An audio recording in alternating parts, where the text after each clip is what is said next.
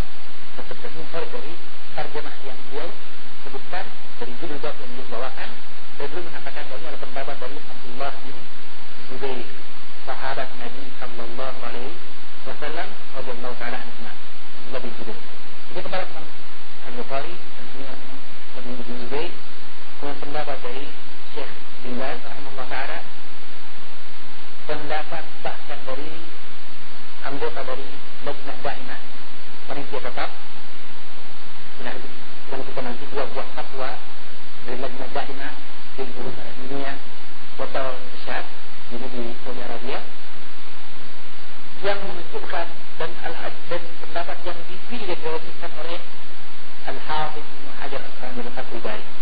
Kami dapatkan 3 tempat dalam Fathul Bari di mana Syekh Al-Hafidz Hajar Al-Asqalani yang berasal dari Imam Madzhab Syafi'i menyebutkan tentang disyariatkan takbir adalah ketika bangkit, bukan setelah berdiri dari rakaat yang kedua atau tasyahud awal. Wallahu a'lam bishawab. Baik, ikhwan fillah. Adapun hadis yang dibawakan oleh Syekh Al-Albani rahimahullah taala, hadis Abu Ya'la Al-Musili atau hadis Abu Hurairah radhiyallahu ta'ala riwayat Abu Ya'la Al-Musili, ini disebutkan oleh Syekh Al-Albani dalam silsilah hadis as-sahihah juz yang kedua halaman 154, keterangan panjang lebar tentang hadis tersebut. Yang kata beliau, hadis ini tegas menunjukkan letak takbir tersebut, bahwa Rasulullah wa idza qama qa'idati, jika beliau berdiri dari qi'dah, dari duduknya, kabbara sunnaah, takbir dulu baru berdiri. Jelas, tegas. Dan kata Syekh Al-Albani rahimahullah taala, sebagian orang menganggap bahwa hadis ini bertentangan dengan hadis-hadis yang lain. Apa hadis-hadis tersebut? Hadis-hadis seperti misalnya hadis Abu Hurairah, hadis Abdullah bin Mas'ud, bahkan hadis Abu Humaid, sahabat Nabi sallallahu alaihi wasallam. Kita bawakan di sini sebuah hadis yang disebutkan dalam Bukhari dalam sahihnya dari Abu Hurairah, di mana disebutkan panjang lebar sifat salat Rasulullah. Kata Abu Hurairah, adalah Rasulullah sallallahu alaihi wasallam ila salat kabbara hina yaqum. Adalah Rasulullah jika berdiri untuk salat, beliau bertakbir ketika berdiri, takbiratul ihram. Kemudian beliau bertakbir ketika ruku. Ketika maksudnya apa ini? Sebelum ruku. Kata ketika hina, thumma yukabbiru hina yarka'u. Kemudian beliau bertakbir ketika ruku, artinya ketika akan ruku. Thumma yaqulu, kemudian beliau berkata sami Allahu liman hamidah hina yarfa'u sulbahu min ar-rak'ah. Dan beliau mengatakan sami Allahu liman hamidah ketika mengangkat tulang punggungnya dari ruku tersebut. Thumma yaqulu, kemudian berkata wa huwa qa'imun, dalam keadaan berdiri, rabbana wa lakal hamd. Thumma yukabbir, dan beliau bertakbir hina yahwi sajidah, ketika turun sujud. Hina yahwi sajidah. Hawa berbeda dengan nahbah. Nahbah bangkit, kalau yahwi turun. Thumma yukabbiru, takbirnya apa? Setelah sujudnya atau sebelum sujudnya? Sebelum sujud. Takbir Allahu Akbar baru turun sujud. Takbir bersuara Allahu Akbar baru turun sujud. Bukan takbir ketika dia sudah sujud. Allahu Akbar, bukan. Tapi Allahu Akbar baru dia bergerak, ya. Kemudian thumma yukabbiru hina yarfa'u ra'sahu. Kemudian Rasulullah bertakbir ketika mengangkat kepalanya dari sujud. Allahu Akbar, baru mengangkat. Bukan Allahu Akbar, bukan. Dia mengangkat. Bertakbir dulu baru mengangkat kepala. Thumma yukabbiru hina yahwi sajidan. Kemudian beliau bertakbir ketika akan turun sujud. Hina yahwi. Jadi ketika akan turun sujud. Thumma yukabbiru hina yarfa'u ra'sahu. Kemudian bertakbir pula setelah atau ketika akan mengangkat kepalanya dari sujud. Thumma yaf'alu dzalika fi sholati kulliha hatta yaqdiha. Maka kemudian beliau melakukan semua perkara ini dalam seluruh salatnya sampai selesai. Wa yukabbiru, intinya wa yukabbiru hina yaqum min al-lataini ba'da al-julus. Kemudian beliau bertakbir ketika berdiri dari 2 rakaat setelah duduk. 2 rakaat setelah duduk. Ketika berdiri, hina yaqumu. Nah, kata sebagian ulama, sebagian orang ya, hina yaqumu ini berarti apa? Kesannya setelah berdiri baru takbir. Hina yaqumu allataini ba'da julus. Beliau bertakbir setelah berdiri, kesannya begitu. Setelah berdiri hina yaqumu, setelah berdiri beri 2 rakaat setelah duduknya. Jadi duduk dulu kemudian ada sebutkan masalah takbir. Berarti kesannya bahwa setelah berdiri katanya. Ya. Demikian pula dalam riwayat Ibnu Umar disebutkan wa yukabbiru hina qama min ar-rak'ataini rafa'u makadai. Nah, hadis riwayat Bukhari pula, Bukhari Muslim, ketika Ibnu Umar radhiyallahu ta'ala anhuma menyebutkan takbir Rasulullah dan mengangkat tangannya. Di mana Rasulullah mengangkat tangannya dalam 4 tempat. Dalam riwayat Ibnu Umar. Takbiratul ihram angkat tangan. Ketika turun ruku, takbir angkat tangan. Ketika bangkit dari rukunya, sami Allah liman hamidah juga mengangkat tangannya. Kemudian kata riwayat Umar yang disebutkan dan tidak mengangkat tangannya ketika sujud. Ya. Riwayat Salim. Riwayat Nabi disebutkan dan wa hina qama min ar-rak'ataini rafa'ahu makadani. Tempat yang keempat disebutkan. Yang keempat itu apa? Dan ketika beliau hina qama min ar-rak'ataini, ketika berdiri, kata qama ini fi'il madhi, kata benda yang menunjukkan lampau, seolah-olah setelah berdiri berarti ya. Ya, katakan ya, bukan kata benda ya, kata kerja yang menunjukkan lampau, apa ya? Wa hina qama min ar-rak'ataini, dan tatkala Rasulullah berdiri dari 2 rakaat, rafa'ahuma kadani, beliau mengangkat kedua tangannya pula.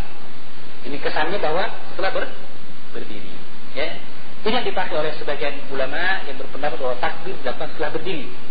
Juga dalam hadis Abu Humaid, Sahih Bukhari, disebutkan dalam hadis tersebut, wa kana yukabbiru kama yukabbiru fi hina yaftahu shalah. Kalau beliau bertakbir seperti beliau bertakbir ketika membuka salatnya. Berarti apa kata-katanya? Kalau begitu setelah berdiri. Karena ketika membuka salat, takbiratul ihram, kita takbir sambil berdiri. Ini juga riwayat Bukhari. Tapi ternyata Al-Hafidz Ibnu Hajar Al-Asqalani menyebutkan dalam Fathul Bari syarah Sahih Bukhari keterangan di mana beliau mengatakan bahwa yang masyhur dari riwayat Abu Hurairah adalah beliau mengangkat Rasulullah SAW mengangkat takbir atau bertakbir ketika duduk, ketika bangkit dari duduk tersebut. Allahu Akbar, beliau bangkit. Ini yang masyhur dari riwayat Abu Hurairah. Sehingga dengan demikian kalimat hina yaqumu, ketika berdiri, ini berarti maksudnya adalah hina syara lil qiyam, ketika beliau memulai untuk berdiri, bukan setelah berdiri. Paham ya? Baik, kalau yang bertanya, lalu bagaimana dengan kalimat yang bentuknya fi'il madhi tadi dalam hadis Ibnu Umar? Hina qama min ar-rak'atain. Maka kita bahwa kata fi'il madhi atau bentuk fi'il madhi, bentuk kata kerja dalam bentuk lampau, itu tidak mesti menunjukkan dia adalah perkara yang telah lampau. Contohnya apa misalnya? Iqamah yang kita dengarkan dalam salat. Qad qamatis shalah. Qad qamatis shalah, qad qamatis shalah. Telah ditegakkan salat, Ketika muadzin mengucapkan kalimat ini, apakah imam sudah bertakbir? Tidak kan? Bahkan mungkin setelah selesai iqamah, imam masih mengatur salat, ya kan? Maka kata qad qama, kalau ada fi'il madhi qama dan didahului dengan kata qad, maksudnya adalah apa? Qad qawba waktu iqamah, sudah dekat waktu untuk ditegakkannya salat, tapi belum dilaksanakan salat. Demikian pula kalimat ini, wa idza qama min ar-rak'atain rafa'a makadari, mungkin ditafsirkan, ditakwilkan dengan perkataan bahwa hina syara'a fil qiyami min ar-rak'atain, ketika beliau mulai berdiri ke rakaat yang berikutnya dari 2 rakaat yang telah selesai, beliau juga mengangkat kedua tangannya. Dan ini bukan pemahaman yang tanpa dasar. Syekh Al-Albani rahimahullah ta'ala menyebutkan perkataan dari Imam Ibnu Huzaimah dalam Sahihnya, juz yang pertama halaman 296. Berkata Imam Ibnu Huzaimah, wa kullu lafzatin ruwiyat fi hadzal bab, saya terjemahkan saja, dan setiap lafal yang disebutkan dalam bab ini, dalam bab salat, bahwa Nabi sallallahu alaihi wasallam mengangkat kedua tangannya ketika ruku, maka dia adalah dari bentuk yang diketahui oleh orang-orang Arab bahwa mereka menggunakan isim fa'il untuk orang yang akan melakukan pekerjaan sebelum ia melakukan pekerjaan tersebut. Jadi setiap kalimat yang mengatakan bahwa Rasulullah mengangkat kedua tangannya kemudian ruku, ya, atau kana yarfa'u yadayhi idza raka'a, adalah Rasulullah mengangkat kedua tangannya ketika ruku, ya, ketika ruku. Ini bentuk fi'il kan, dalam bentuk lampau idza raka'a. Tapi ketahui bahwa orang Arab mengetahui bahwa itu maksudnya adalah bentuk dilakukannya perbuatan tersebut sebelum orang itu mengerjakan ruku tadi. Artinya bahwa takbirnya sebelum ruku. Ya. Kaqaulihi ta'ala, seperti firman Allah dalam surah Al-Maidah ayat yang ke-6. Ya ayyuhalladzina amanu idza kuntum ila shalah, wahai orang-orang beriman, jika kalian telah berdiri untuk salat, faghsilu wujuhakum, maka cucilah wajah kalian. Tidak mungkin orang salat sambil berwudu kan? Idza kuntum ila shalah, jika kalian berdiri salat. Maksudnya apa? Jika kalian berdiri atau hendak berdiri untuk salat, berwudu dulu, ya. Jadi wudu sebelum salat. Tapi kalimatnya bentuk fi'il madhi. Idza kuntum ila shalah, idza raka'a, jika ruku, idza qama, jika berdiri. Maksudnya apa? Sebelum berdirinya. Seperti tadi, sebelum berdiri salat, wudu dululah. Idza kuntum ila shalah faghsilu wujuhakum. Ini kata Imam Ibnu Huzaimah. Fa inna, sesungguhnya kata Ibnu Huzaimah, Allah Subhanahu wa taala memerintahkan untuk mencuci anggota wudu sebelum jika seseorang akan berdiri untuk salat, bukan setelah berdiri salat. Ya. Famakna qawlihi idza kuntum ila shalah idza aradtum al-qiyam. Maka maksud dari firman Allah, jika kalian berdiri untuk salat, artinya adalah jika kalian ingin berdiri untuk salat. Maka demikian pula makna sabda Rasulullah SAW, yarfa'u yadayhi idza raka'a, bahwa beliau mengangkat kedua tangannya jika ruku. Maksudnya jika hendak ruku. Maka seperti ini pula khabar Ali bin Abi Thalib dan khabar Abdullah bin Umar. Artinya hadis Ali bin Abi Thalib dan hadis Ibnu Umar seperti ini kita tafsirkan. Jika ruku artinya jika akan ruku. Jika berdiri maksudnya jika akan berdiri. Ya. Dan terakhir jamaah rahimakumullah, saya bacakan di sini fatwa dari Lajnah Daimah, di mana Lajnah Daimah dalam pertanyaan atau fatwa nomor 6593, nomor 6593, ditanyakan kepada Lajnah Daimah, apa hukum mengangkat kedua tangan setelah berdiri? Ini pertanyaannya, apa hukum mengangkat kedua tangan setelah berdiri dari rakaat yang ketiga, atau setelah berhenti, atau setelah selesai dari dua rakaat yang pertama, kemudian seseorang bangkit untuk melaksanakan rakaat yang ketiga? Apa hukumnya mengangkat tangan pada waktu tersebut? Dan apakah boleh bagi kita untuk mengangkat kedua tangan kita setelah berdiri atau tidak? Tolong sebutkan dalilnya. Itu pertanyaannya. Maka dijawab oleh Lajnah Daimah yang diketuai oleh Syekh Abdullah bin Baz rahimahullah taala, dianggotai oleh Syekh Abdullah bin Fu'ud, Abdullah bin Budian, dan sekretarisnya atau wakilnya adalah Abdul Razak Hafidi, para ulama di negeri Saudi. Mereka menjawab, disunnahkan mengangkat kedua tangan indan nuhud. Yusannu raf'ul yadaini indan nuhud. Disunnahkan mengangkat kedua tangan ketika bangkit ke rakaat yang ketiga dalam sholat 3 rakaat dan sholat 4 rakaat, maghrib maupun isya misalnya. Jadi disunahkannya ketika bangkit mengangkat kedua tangan. Ba'da tasyahhud, wadhalika ba'da tasyahhud, dan itu dilakukan setelah tasyahhud fi rakaat tsaniyah, pada rakaat yang kedua. Jadi masih dulu berarti kan, setelah tasyahhud takbir baru berdiri mengangkat kedua tangan. 5 rawahu, dasarnya adalah dengan apa yang diriwayatkan oleh Imam Bukhari dan yang lainnya, bahwa Ibnu Umar radhiyallahu taala anhuma adalah beliau jika masuk ke dalam salatnya bertakbir dan mengangkat kedua tangannya, dan jika ruku mengangkat kedua tangannya. Artinya jika akan ruku, ya, tadi tafsirnya sudah dijelaskan. Dan jika ia berkata sami Allahu liman hamidah, beliau mengangkat kedua tangannya. Wa idza qama min ar-rak'ataini, dan jika beliau berdiri dari 2 rakaat, rafa'a yadayhi, beliau pun mengangkat kedua tangannya. Dan Ibnu Umar mengangkat perkara ini kepada Rasulullah sallallahu alaihi wasallam. Jadi ini dalil dari Lajnah Daimah. Ini fatwa yang terang dan jelas bahwa mengangkat tangan dan takbir dilakukan ketika duduk akan bangkit untuk rakaat yang ketiga, tepatnya setelah membaca doa tasyahud, salawat atau doa-doa tambahan yang lain. Kemudian fatwa yang kedua, fatwa nomor 11.111. 11.111. Nomor 105 kali ya.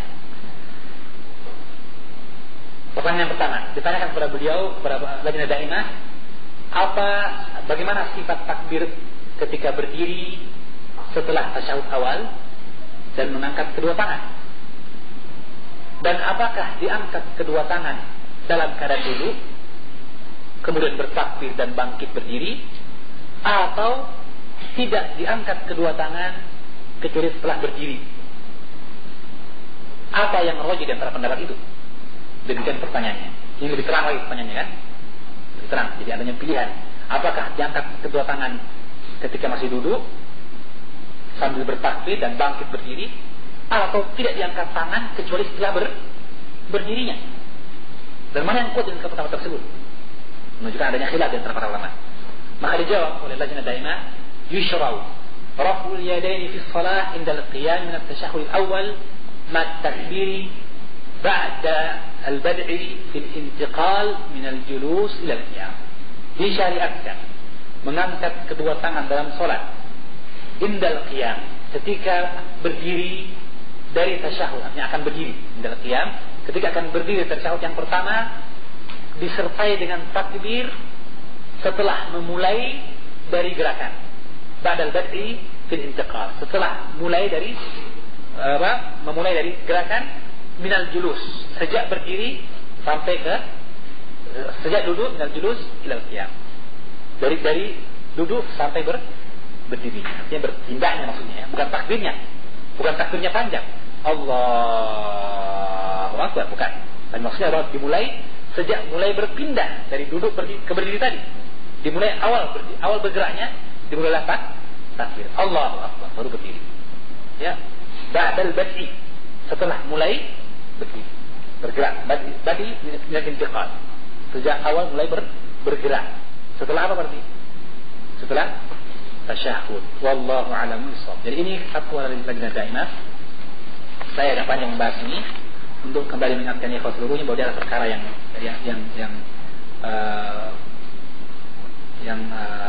disebutkan oleh para ulama kita dari sifat salat Nabi sallallahu alaihi wasallam. Tentu saja mungkin dia perkara yang asing di kalangan kaum muslimin, bahkan mungkin kalau kita kerjakan kita khawatir jangan sampai terjadi fitnah misalnya, atau kita dituduh membuat perkara baru dalam salat Rasulullah sallallahu alaihi wasallam.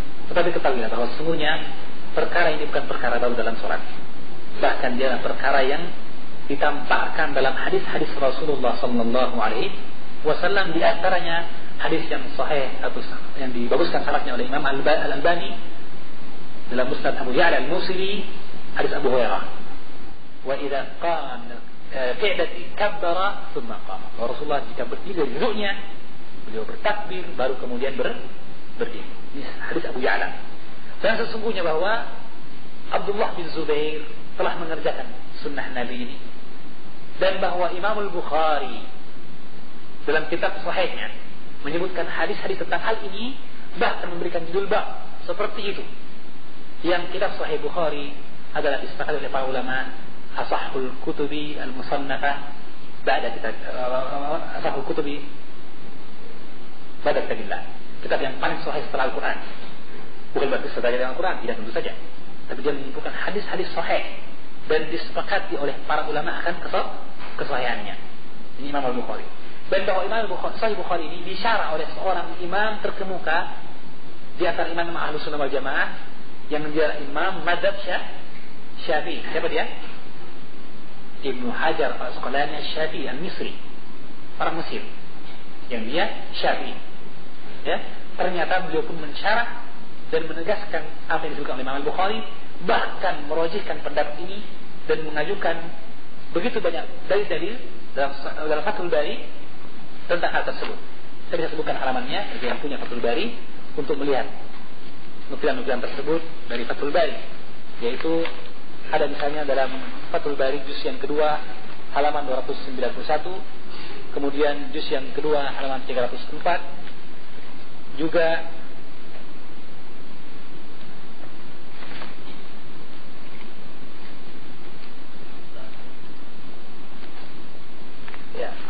Fathul Bari halaman juz yang kedua halaman 291 dan halaman 304.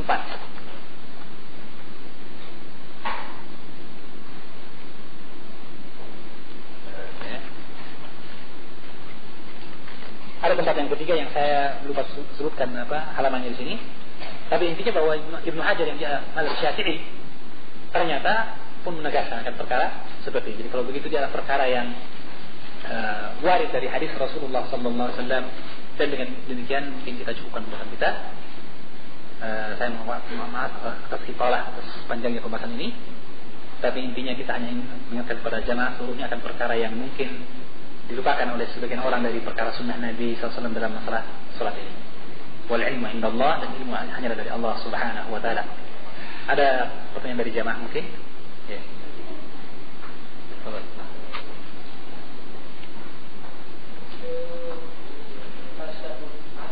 Iya.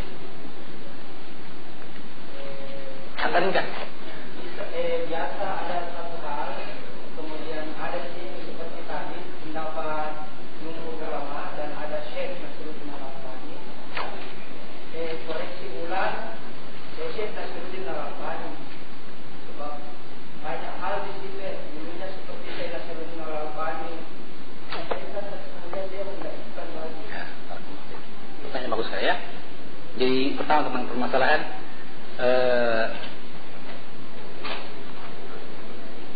wa'adahu la syarikalah dan lapa-lapa yang selanjutnya, apakah ini ijtihad dari Ibnu Umar atau tidak? Telah kita dapatkan dalam sesuatu dia bukan ijtihad dari Ibnu Umar pada kalimat wazidtuhu dan aku tambah seperti ini. Ya, ada dua tafsir antara para ulama.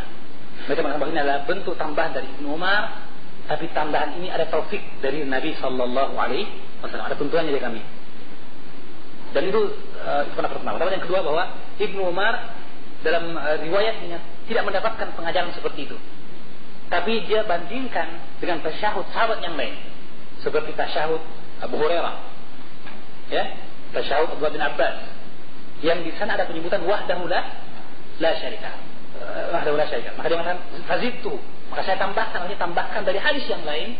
Adapun yang saya dengarkan dari Rasulullah langsung tidak ada lafaz seperti itu. Dengan demikian intinya bahwa kalimat wazidtuhu saya tambahkan itu bukan berarti Ibnu Umar berbuat bid'ah, mengarang-arang tambahan, tidak. Jadi ada dua mahmal tadi, ada dua tafsiran di antara para ulama yang intinya membersihkan Ibnu Umar dari tuduhan menambah-nambah syariat. Perkataan beliau dan aku tambahkan, artinya aku tambahkan yang diajarkan oleh Rasulullah seperti ini, tapi didapatkan pengajaran yang lain, ya, bukan dalam satu kejadian tersebut, artinya ditambahkan. Atau bahwa, dan yang lebih tepat mungkin, dia dapatkan tambahan wahdahu la syarika ini disebutkan dalam tasyahud para sahabat yang lain yang mereka dengarkan langsung dari Nabi sallallahu alaihi wasallam, maka ditambahkan dalam tasyahud tersebut. Jadi tambahan yang memang ada dalam riwayatnya. Wallahu a'lamu bishawab. Itu jawaban pertanyaan pertama. Yang kedua, Yang itu tadi?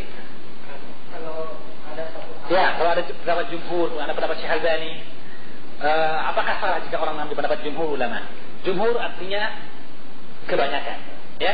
Dan kata kebanyakan tentu saja perkara yang seseorang yang menghargai para ulama kita dan juga mereka tentu saja perkara yang tidak boleh dilewatkan begitu saja. Mukhalafatul jumhur, menyelisih jumhur bukan perkara yang biasa, ya kan? Kalau dikatakan menyelisih jumhur orang jahil, nah itu tidak apa-apa. Tapi kalau jumhur ulama, nah ini bahaya, berarti mereka orang berilmu, ya kan? Tapi ketahuilah bahwa dhabit yang harus kita pegang pula bahwa al-haqqu mad-dalil. Kebenaran pasti ada pada orang yang memegang dalil, siapapun dia. Sehingga dengan demikian, bahwa jika disebutkan ini pendapat jumhur ulama, kemudian kita kemudian ada pendapat ulama yang lain, lalu kita ambil pendapat ulama yang lain ini, maka kalimat jumhur seperti kata Syekh Saleh Muhammad bin Shalih Al-Utsaimin rahimahullah taala, maka seseorang hendaknya berhati-hati ketika menyelisih pendapat jumhur tadi. Berhati-hati artinya bahwa apa? Dia memberikan pembahasan yang layak. Dia mencoba untuk meneliti lebih dalam, sehingga tidaklah dia menyelisihi jumhur hanya karena hawa nafsunya. Tapi dia teliti betul, oh ternyata ini memang pendapat kebanyakan ulama. Tapi hadis yang mereka pakai ternyata begini. Atau ada tafsir yang lain dari hadis tersebut yang menguatkannya hadis yang lebih tegas lagi dan seterusnya. Ya, sehingga dengan demikian dia mengikuti tadi. Tapi kalau dia bahwa menyelisih jumhur, menyelisih pendapat jumhur, maka dia teliti lebih jauh. Ta'anni, berhati-hati. Tapi itu bukan berarti bahwa pendapat jumhur pasti pendapat yang paling benar dalam setiap permasalahan. Tidak. Intinya bahwa seperti kata Imam Malik bin Anas rahimahullah taala, kullun yu'khadhu wa yurad illa sahibu hadzal qabr. Semua diambil perkataannya dan bisa ditolak kecuali pemilik kubur, yaitu Rasulullah sallallahu alaihi wasallam yang dia ada pendapat dari gurunya atau perkataan dari gurunya Rabi'ah ar-Ra'i. Wallahu a'lam bissawab. Jadi tidak mesti pendapat jumhur itu benar. Kalau begitu, apakah salah jika seorang berpendapat atau berpegang dengan pendapat jumhur? Jawabnya tergantung tentu saja. Tergantung pada pertama, apakah memang dalil pada jumhur lebih kuat. Jika pendapat jumhur lebih kuat, maka tidak salah, justru benar dia berpegang kepada pendapat jumhur. Kedua, jika ternyata pendapat jumhur tidak berikan dalil atau dalilnya lemah atau telah dihapuskan hukumnya dan sebagainya, maka dia mengikuti pendapat yang paling kuat di antara para ulama, meskipun dia bukan jumhur. Wallahu a'lam bissawab. Kemudian perkara yang ketiga tentu saja adalah bahwa tentunya tidak semua orang memiliki kemampuan untuk menelaah, meneliti, memahami perkataan para ulama tersebut dengan sepantasnya. Maka bagi seseorang yang tidak memiliki ilmu, yang masih dalam derajat bahwa dia taklid, ya, maka tentu saja dia melihat dari pendapat para ulama dan memilih di antara mereka yang paling wara, paling dekat kepada kebenaran dan mengambil pendapatnya. Itu sementara untuk dia, ya. Bukan berarti dia berkeras dengan itu dan tidak mau belajar lagi, tapi dia terus menuntut ilmu dan mempelajari agama sampai dia pun bisa memahami perkataan para ulama dan menimbang di antara perkataan para ulama mana yang lebih dekat kepada kebenaran. Tapi tentu saja orang yang masih dalam bentuk awam, belum tahu tentang hadis Rasulullah, tidak mampu memahami perkataan para ulama, maka dia mengambil apa yang paling dekat kepada kebenaran, mengambil fatwa dari para ulama yang paling dekat kepada ketakwaan. Wallahu a'lamu bissawab. Yang terakhir tadi bahwa mana yang lebih dahulu pendapat di karangnya buku ini atau pendapatnya Syekh Al-Albani yang lainnya. Perkara yang harus kita ketahui bahwa seorang alim mungkin untuk merubah pendapatnya, ya kan? Dan ini merupakan bentuk dari ketinggian ilmu seseorang. Bukanlah ketinggian ilmu diukur dengan orang yang berkeras dengan pendapatnya dari A sampai Z, dari sejak dia menuntut ilmu sampai dia masuk ke liang kuburnya. Pendapatnya tidak berubah terus. Kata Syekh Al-Albani, saya tidak menyangka ada seorang alim yang seperti itu. Pastilah seorang alim berpendapat seperti ini sekarang ini, suatu saat dikatakan ilmu yang lain dia akan merubah pendapat, ya kan? Oleh karena itu sebagian orang menggencarkan tuduhan kepada Syekh Albani dengan mengatakan dia pelin-pelan, mensahihkan di buku ini, melemahkan di buku yang ini. Ya, sekarang mengatakan ini hukumnya sunnah, besoknya mengatakan bid'ah misalnya, seterusnya. Dikatakan pelin-pelan. Nah, ketahuilah bahwa ini bukanlah bentuk pelin-pelan, tapi justru menunjukkan kepada kita demikianlah keadaan ilmu itu. Tidaklah ada seseorang kecuali dia pasti rujuk dari pendapatnya yang lama dan kembali kepada pendapatnya yang baru. Bukti yang paling konkret untuk hal ini Imam Syafi'i rahimahullah taala. Ada dua pendapat, qaul jadid, qaul qadim. Pendapat lamanya dan pendapat barunya. Dan tidak ada pernah orang yang menyudutkan Imam Syafi'i. Apa Imam Syafi'i? Imam pimpinan. Ada pendapat baru, pendapat lama. Enggak. Justru karena ketinggian ilmu beliau, sehingga ketika beliau datang berburu ke Mesir, dapatkan ilmu-ilmu yang lain, hadis-hadis Rasulullah yang lebih banyak, dia beralih ke pendapat yang baru. Mengarang bukunya. Sampai dikatakan bahwa kitab Al-Um ada dua versi. Kitab Al-Um, kitab induk Imam Syafi'i, ada dua versi. Versi yang baru dan versi yang lama. Demikian pula kitab yang terkenal dari kitab beliau sebagai kitab Usul, Ar-Risalah. Ada dua versi. Ar-Risalah Al-Qadimah yang lama, itu sebelum dia menuntut ilmu lebih lanjut, apakah hadis lebih banyak lagi. Dan Ar-Risalah yang Al-Jadidah yang baru. Subhanallah, justru ini menunjukkan ketinggian ilmu Imam Syafi'i rahimahullah ta'ala. Demikian pula Syekh Al-Albani. Kadang dia berpendapat hadisnya sahih, setelah dia teliti lebih lanjut, oh ternyata lemah ini hadis. Maka ini justru menunjukkan keutamaan dan kemuliaan beliau. Tidak segan untuk rujuk kepada kebenaran, meskipun itu bertentangan dengan pendapatnya yang sebelumnya. Dan benarlah para ulama, al-hikmah dhalatul mu'min. Hikmah adalah barang yang hilang dari seorang mukmin, dan kita wajib untuk berputar bersama kebenaran, mengikuti kebenaran dimanapun adanya. I'rifil haqqa ta'rif ahlahu, kata Ali bin Abi Thalib. Kenalilah kebenaran, engkau akan mengenali orang-orang yang di atas kebenaran itu. Jangan mengenali kebenaran dengan orang yang mengucapkannya. La ta'rifil haqqa birrijal. Wallahu a'lam bissawab. Saya kira yang terakhir mungkin sedikit. Tadi pertanyaan pertama dari Pak, ada pertanyaan yang ingin dijawab. Apakah boleh mengangkat tangan ketika berdiri pada wajib? Ya, artinya lajnah daimah tanya, mana yang harus dijawabkan? Takbirnya mengangkat tangan ketika masih berdiri, atau ketika masih duduk, atau setelah berdiri? Maka lajnah daimah hanya menjawab bahwa setelah duduk, ketika masih duduk. Dan tidak mengatakan tidak bolehnya atau haramnya atau tidak.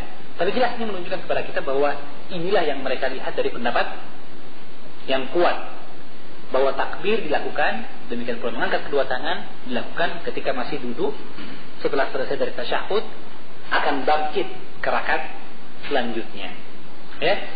Adapun hukum permasalahan itu, jika dikatakan bahwa yang sunnahnya adalah takbir ketika duduk, berarti yang berdirinya menyelisihi sunnah. Itu mafhumnya. Ya, ada yang bahwa dia perkara bid'ah, tidak, tentu saja. Tidak bisa dikatakan bahwa dia perkara bid'ah secara mutlak, karena dia ada perkara yang berkaitan dengan masalah ijtihadiyah, perkara yang berkaitan dengan masalah adanya nas-nas yang mungkin difahami bahwa maksudnya adalah takbirnya setelah berdiri. Tetapi dari keterangan Imam Ibnu Khuzaimah yang mengatakan kalimat idza kumtum, ya, idza qama, idza raka, itu bukan berarti bahwa setelah ruku baru takbir, atau setelah berdiri baru takbir, tidak mesti. Karena keterangan dalam ayat, contohnya tadi, idza kuntum ila shalah, Al-Maidah ayat ke-6, juga dalam iqamah yang kita bacakan, qad qamatis shalah, digunakan kalimat fi'il madhi, tadi bentuknya adalah maksudnya akan ditegakkan, atau jika kamu akan berdiri maka berwudulah lebih dahulu. Dan ini adalah kalimat yang berlaku di kalangan orang-orang Arab. Wallahu a'lamu bissawab. Sehingga dengan demikian inilah yang dirajihkan, yang dipilih oleh lajnah daimah tersebut. Wallahu a'lam. Sekali ini yang benar dari Allah Subhanahu wa taala, yang salah dari syaitan. Allah dan Rasul tempat diri. Mudah-mudahan kita diberikan taufik oleh Allah Subhanahu wa taala untuk terus dapat menuntut ilmu dengan baik dan untuk berlomba-lomba dengan amal saleh. Amin ya rabbal alamin. Subhanakallahumma wa bihamdika, asyhadu an la ilaha illa anta, astaghfiruka wa atubu ilaik. Wa sallallahu ala nabiyyina Muhammadin wa alihi wasallam. الحمد لله رب العالمين والعاقبة للمتقين ولا عدوان إلا على الظالمين أشهد أن لا إله إلا الله وحده لا شريك له وأشهد أن محمدا عبده ورسوله وبعد. إخواني في الدين hadirin jemaah rahmat yang dimuliakan oleh Allah Subhanahu wa taala. Alhamdulillah kita dipertemukan Allah Subhanahu wa taala dalam majelis kita kembali membahas tentang cara salat Nabi sallallahu alaihi wasallam. Dan tentunya kita masih ingat pertemuan kita pada pekan yang lalu adalah pembahasan dalam bab tentang berdiri kepada rakaat yang ketiga, kemudian rakaat yang keempat. Poin ini atau pembahasan tentang perkara ini telah kita uraikan, di mana berkata Syekh Al-Albani rahimahullah taala adalah Nabi sallallahu alaihi wasallam atau kemudian Rasulullah sallallahu alaihi wasallam senantiasa bangkit kepada rakaat yang ketiga dalam keadaan bertakbir dan beliau memerintahkan orang yang keliru salatnya dengan sabda beliau "Tsumma dzalika fi kulli rak'atin wa sajdatin." Kemudian berbuatlah engkau seperti itu, artinya takbirnya pada setiap rukuk dan sujud. Yang dengan pernyataan ini para ulama merobihkan atau menguatkan pernyataan dari Syekh Ibn Baz rahimahullah taala dan Syekh Al-Albani bahwa hukum takbir yang disebut dengan takbir intiqal, takbir berpindah, hukumnya apa? Wajib. Ya.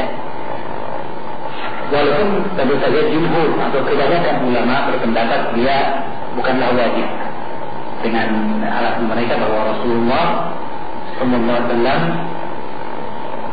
dalam sifat salat beliau kebanyakan hanya disebutkan tentang masalah takbiratul ihram, dan takbiratul ihram adalah rukun dalam salat. Adapun takbir intiqal hanya disebutkan dari perbuatan Nabi sallallahu alaihi wasallam. Demikian pendapat jumhur. Tapi kalau kita lihat bahwa ternyata Rasulullah sallallahu alaihi wasallam ketika melihat seorang sahabatnya keliru salatnya, maka beliau menegurnya dan menyebutkan perkara-perkara salat yang benar yang telah disebutkan dalam awal pembahasan yang dulu, bahwa Imam Syaukani menukilkan perkataan dari Al-Hafidz Ibnu Hajar Al-Asqalani dalam Fathul Bari bahwa apa yang disebutkan dalam hadis tersebut, itu hadis Abu Hurairah dari Bukhari Muslim, juga dari hadis Abu bin Khalid, bahwa sesungguhnya ada riwayat Merafiq bahwa sesungguhnya hadis tentang perbaikan salat seseorang yang keliru tersebut yang diajari oleh Rasulullah SAW, bahkan mulai dari wudu sampai salam, mereka mengatakan apa yang disebutkan di situ hukum asalnya adalah wajib, sampai datang keterangan bahwa Rasulullah akan meninggalkannya, atau ada penjelasan yang lebih terang bahwa dia hukumnya hanya sunnah atau mustahab. Ya, adapun hukum asalnya bahwa dia wajib. Kenapa? Karena dia adalah bentuk pengajaran Rasulullah sallallahu alaihi wasallam kepada seorang sahabat yang keliru salatnya. Jadi ibaratnya dia perintah. Sebenarnya dia perintah, meskipun dia sifatnya pengajaran, tapi akhirnya perintah kepada sahabat tersebut untuk menjaga perkara-perkara yang disebutkan. Dan tidak boleh kita mengatakan bahwa itu kan perintah kepada satu orang saja. Ya, kenapa? Karena Amr al-Habib umat Muhammad SAW perintah kepada seorang dari umat Nabi sallallahu alaihi wasallam itu merupakan amr al-jami', merupakan perintah untuk keseluruhan umat itu sendiri. Sampai ada keterangan bukti bahwa itu khusus bagi sahabat tersebut, ya. Ini perkara yang ma'ruf di kalangan para ulama dan masalah ini sebutan masalah perintah Rasulullah sallallahu alaihi wasallam. Jadi tidak mutlak, tidak mesti bahwa itu perkara dikatakan wajib. Misalnya kalau Rasulullah sallallahu alaihi wasallam setiap bertemu orang disampaikan, kamu harus begini, kamu harus begitu, kamu harus begini, kamu buat begitu. Tidak mesti. Cukup misalnya ada satu riwayat dari seorang sahabat yang dia bertemu dengan Rasulullah SAW dan diperintahkan satu amalan dan tidak ada penghalang untuk mengatakan bahwa dia hukumnya wajib, maka hukum asalnya adalah kewajiban. Al-aslu fil amri al-wujub. Hukum asal perintah Rasulullah SAW adalah kewajiban. Ya.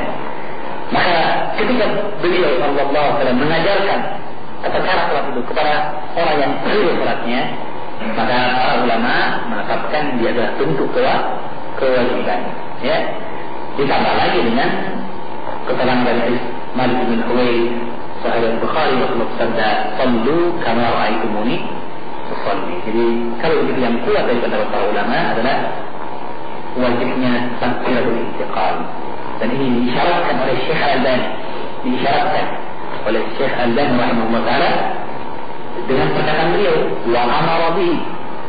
Jadi ini uslub beliau dalam kitab-kitab salat Nabi. Dia sebutkan satu perkara, Rasulullah begini, lalu kemudian dan dia memerintahkan. Nah, kalau memerintahkan ini menunjukkan bahwa dia punya wajib, karena dia dibawa pada akal yang dipakai dalam usul ilmu usul fikih, al-aslu fil amri al-wujub.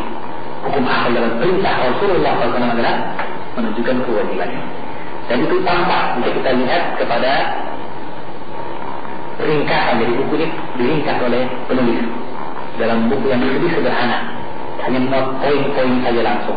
Kadang disebutkan keterangan dari doa, kadang disyaratkan akan dalilnya, tapi kebanyakannya hanya disebutkan dalam bentuk keterangan saja. Rasulullah berbuat begini, kemudian begitu, lalu begini dan sebagainya. Ya. Karena bukan doa disebutkan dalam hadis ini, bunyinya seperti ini, dikeluarkan oleh imam ini, tidak.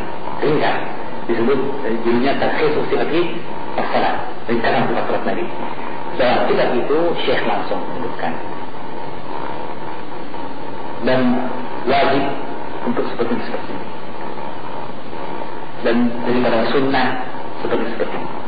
Jadi langsung dia bahwa diperintahkan kepada yang disebutkan bahwa hukumnya wajib. Ya, jadi perlu untuk kita membandingkan hal tersebut. Jadi intinya ini hukumnya wajib. Apa yang wajib? Sekali lagi takbirnya, bukan tentang mengangkat tangannya. Jadi ingatkan kepada jamaah, jangan sampai kemudian terjadi perselisihan di antara jamaah keduanya seputar masalah. Mungkin ada orang yang angkat tangan dan tidak, dan angkat tangannya ketika duduk, ada juga yang ketika berdiri. Tidak ada yang mengatakan satu masih begitu sebenarnya. Tidak ya. Kita ingatkan kepada ikhwan untuk tetap menjaga ulfah dan persatuan di antara kaum muslimin. Tetap kita membahas perkara ini dari sisi pembahasan fikih. Ya. Dengan demikian perlu kita pilih atau bagi pembahasan tersebut dengan sistematis. Kalau dikatakan takbirnya tidak akan antara takbir dengan mengangkat tangan. Adapun takbirnya maka itu wajib. Dan ini pendapat dari Syekh Al-Albani rahimahullah ta'ala. Dengan dasar disebutkannya takbiratul intiqal di antaranya dan di dalamnya dimasukkan pula takbir bangkit dari rakaat yang kedua menuju rakaat yang ketiga. Itu disebutkan dalam hadis muttafaq alaihi dari hadis Abdullah bin Umar. Ya. Dan dari hadis Abdullah bin Umar. Ya. Bahkan dalam hadis musyir salatu, orang yang salah salat itu disebutkan. Ya, jadi kalau begitu dia perkara yang wajib. Adapun mengangkat tangannya, maka ada khilaf yang kuat di antara ulama tentang wajib ataupun sunnahnya. Ya, kalau kita lihat keterangan hadis tentang mengangkat tangan ketika takbiratul ihram, mengangkat tangan ketika takbiratul ihram, setelah para ulama tentang wajibnya atau yang kuat adalah wajibnya. Adapun untuk mengangkat tangan dalam takbir intiqal berpindah, maka jumhur pendapat dia hukumnya sunnah.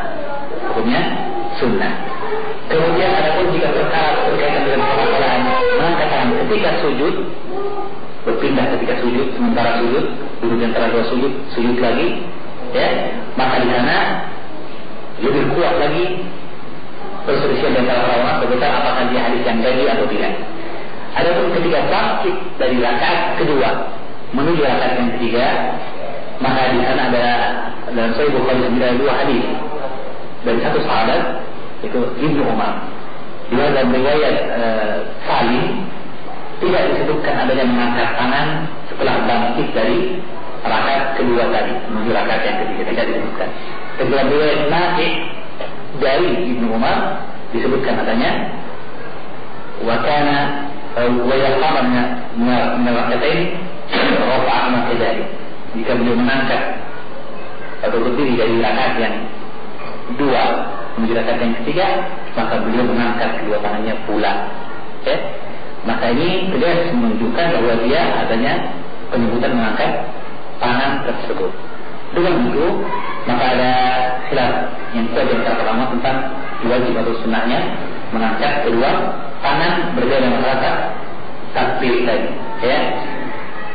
Nah, kalau itu yang mana yang kuat dalam masalah ini? Ada tentang masalah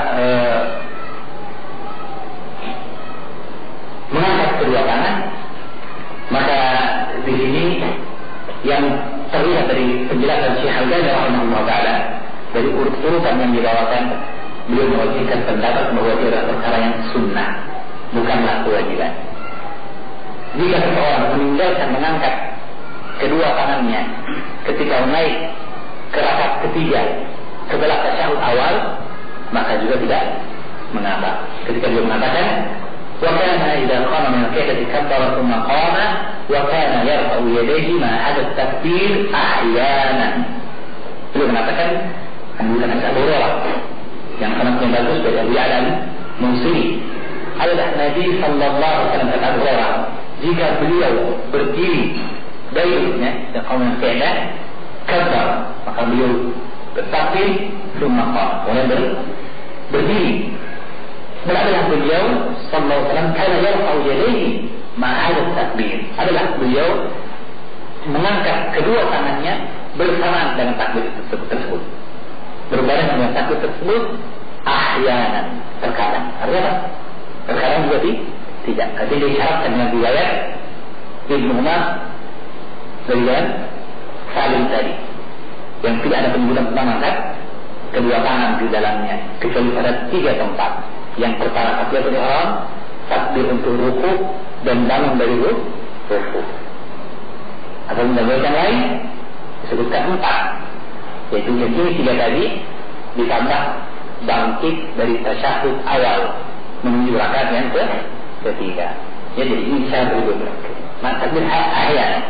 Sehingga dengan demikian dia mewajibkan bahwa dia punya sunnah. Jadi kalau begitu, ada tujuan tentang sebutan hal ini untuk mengingatkan kepada ikhwan. Jika misalnya kita mewajibkan, dan itu adalah pendapat yang kuat dari para ulama tentang disyariatkannya mengangkat kedua tangan sejak duduk, bukan setelah berdiri, maka ketahuilah bahwa kita tidak khawatir akan terjadinya fitnah misalnya. Suatu daerah yang belum mengenal sunnah, yang mungkin mereka termasuk dengan perkara-perkara sholat yang sesuai dengan sunnah, maka tidak mengapa kita meninggalkan mengangkat kedua tangan, cukup bertakbir Allahu Akbar.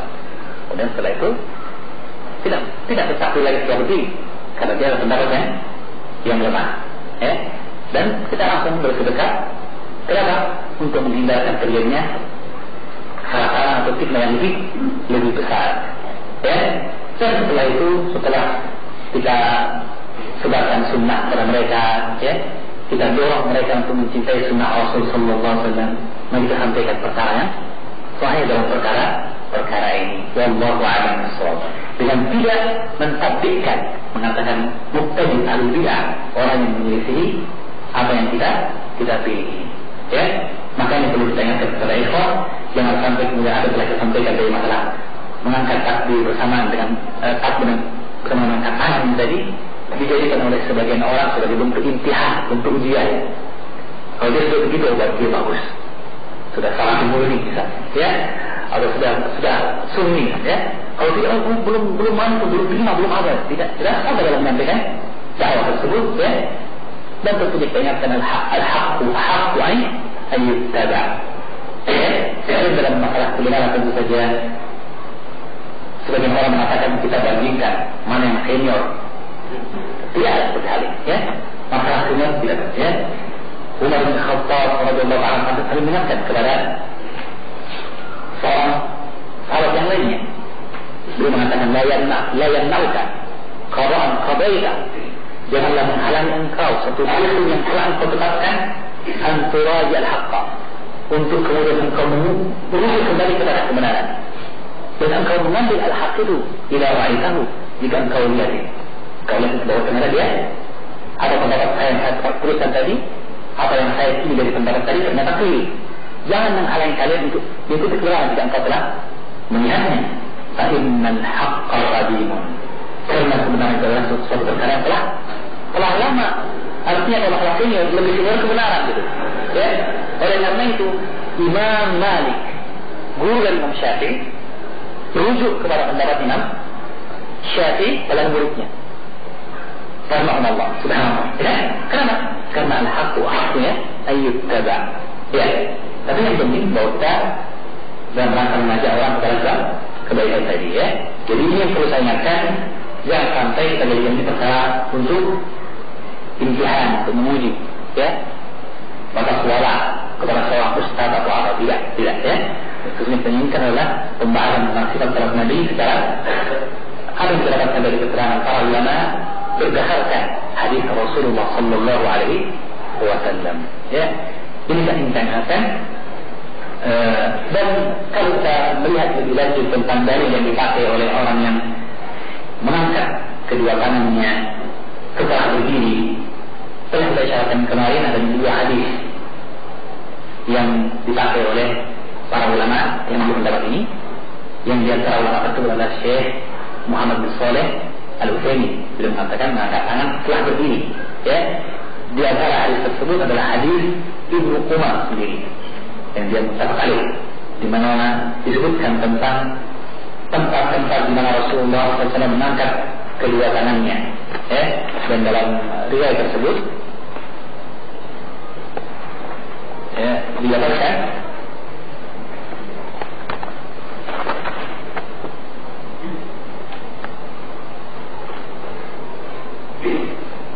tentang takbir secara berurutan. Dalam bisa dilihat dalam Sahih Bukhari, bab raf'il yadayn ila qadam rak'atain, bab mengangkat kedua tangan jika berdiri dari dua rakaat. Sebutkan sana hadis Ibnu Umar dari riwayat Nafi', dan di mana pada akhir riwayat tersebut wa ila qadam rak'atain rafa'a yadayhi. Bahwa Ibnu Umar jika berdiri dari dua rakaat rafa'a yadayhi, ila qadam ila rak'atain rafa'a yadayhi, mengangkat kedua tangannya. Dan setelah itu beliau menyebutkan kepada Nabi Sallallahu Alaihi Wasallam. Jadi lafaznya dia dapat sebagian ulama kita jadi lafaz yang tegas. Wajibah qoma marakatain, jika telah berdiri. Kata qoma berarti firman madhabi. Jika telah berdiri dari dua rakaat, maka beliau mengangkat kedua tangannya. Itu saja. Juga riwayat yang lain yang mereka pakai adalah hadis Abu Humaid, di mana disebutkan dalam sebagai riwayat dari hadis Abu Humaid, itu riwayat Abdul Hamid, ya, di mana disebutkan tentang takbir Rasulullah Sallallahu Alaihi Wasallam, di mana ketika itu Abu Humaid sedang bersama 10 orang sahabat yang lainnya, maka mereka kemudian saya tahu salat Nabi Sallallahu Alaihi Wasallam. Mereka menyebutkan tentang muwaqah, saling mengingatkan pada cara salat Nabi Sallallahu Alaihi Wasallam.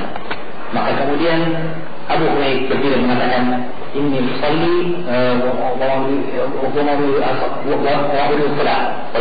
ya. Kalau katakan salat, kemudian dia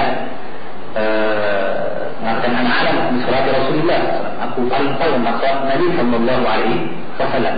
Nah kemudian disebutkan tentang sifat salat Abu Humaid tersebut, ia qama min rak'ataini kabbara wa rafa'a yadayhi kama kabbara inda iftitahis salat.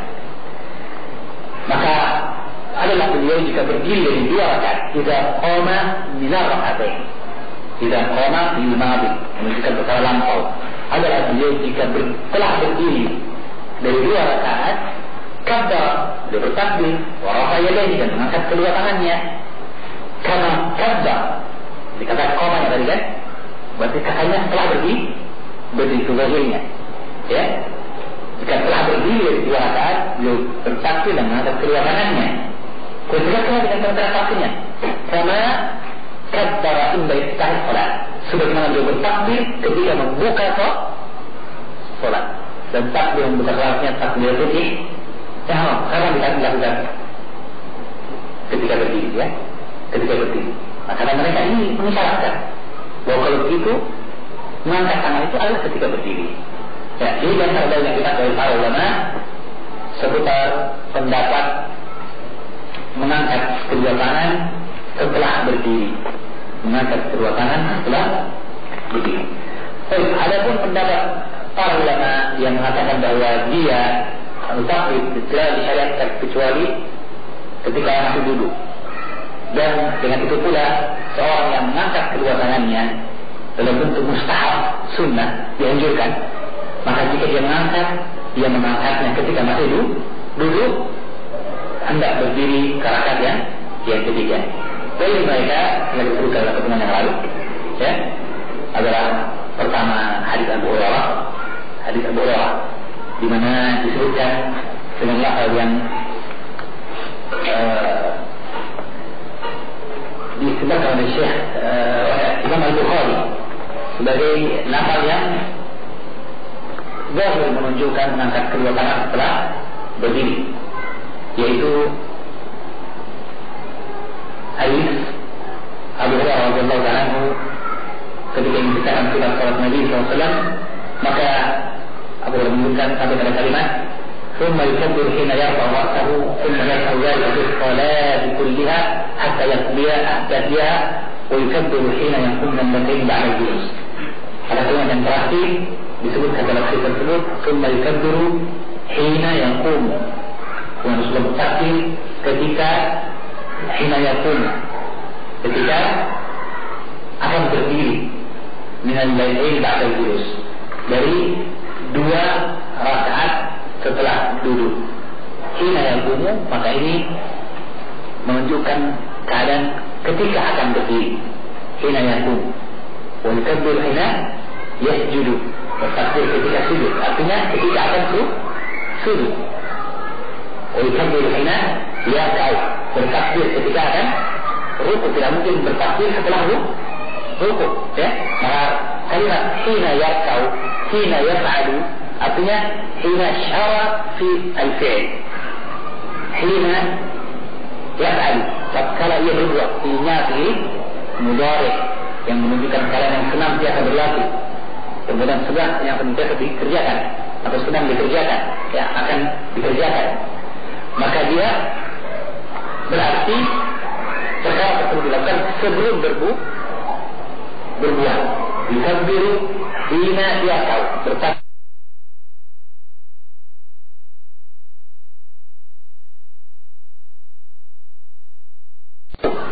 artinya ketika akan berruku.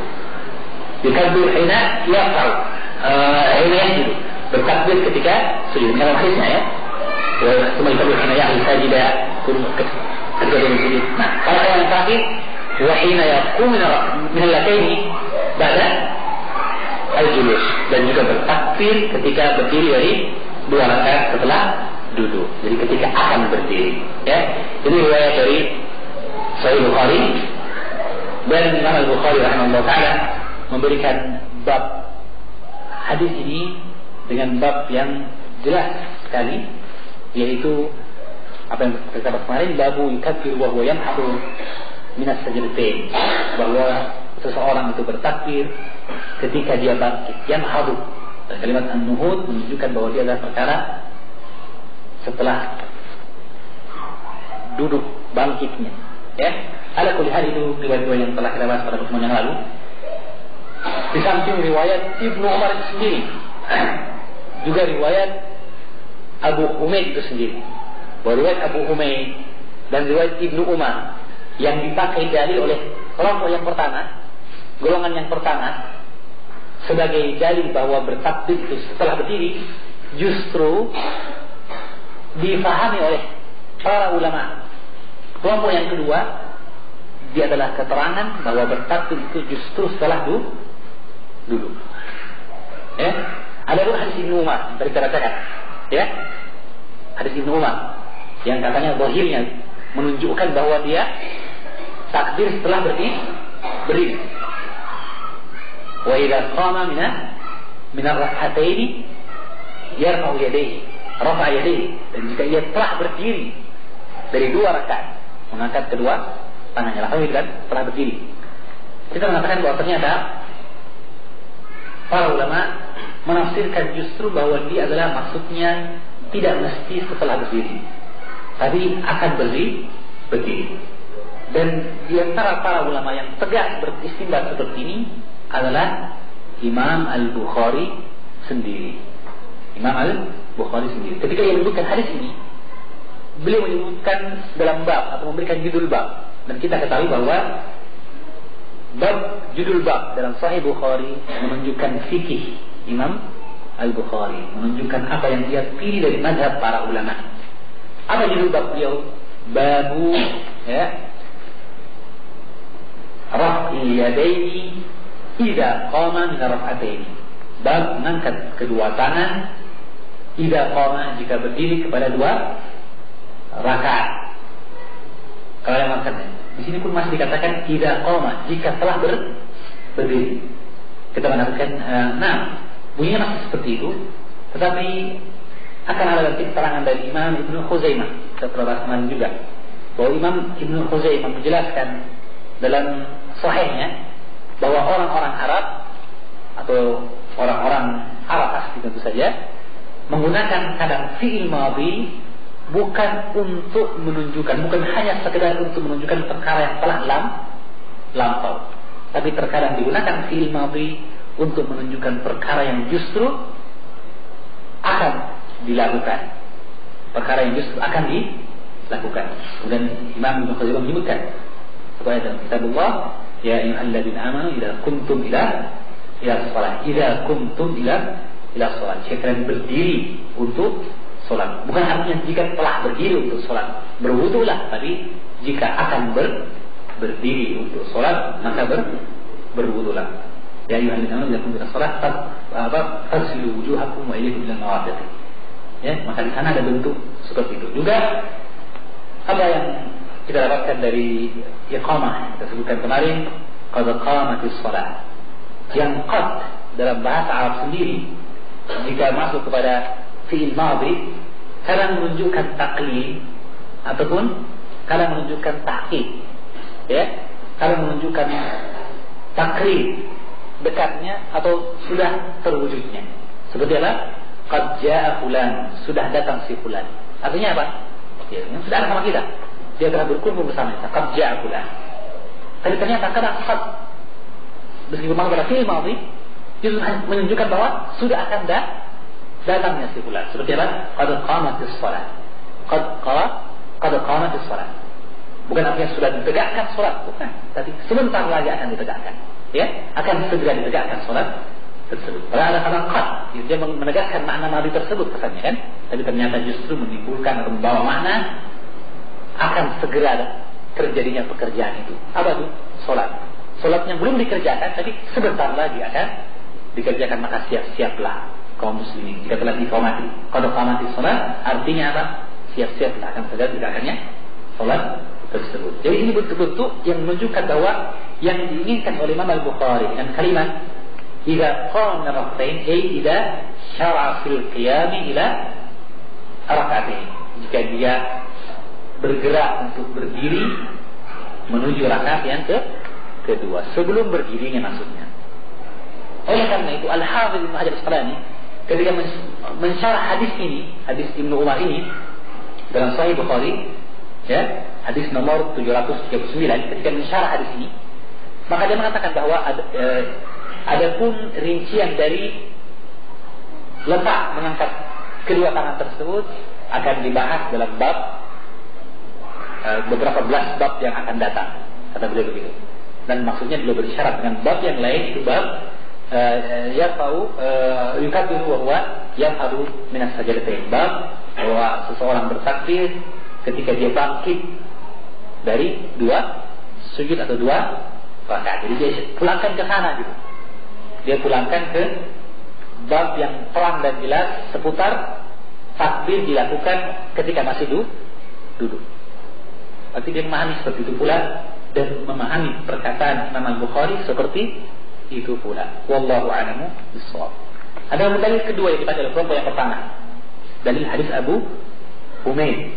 Ya, kama yukabbiru inda iftitah salat.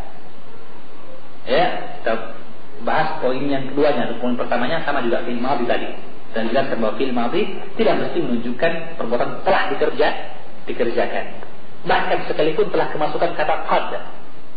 Ya, justru kadang menunjukkan bahwa akan dikerjakannya pekerjaan tersebut sebelum dikerjakannya perbuatan tersebut.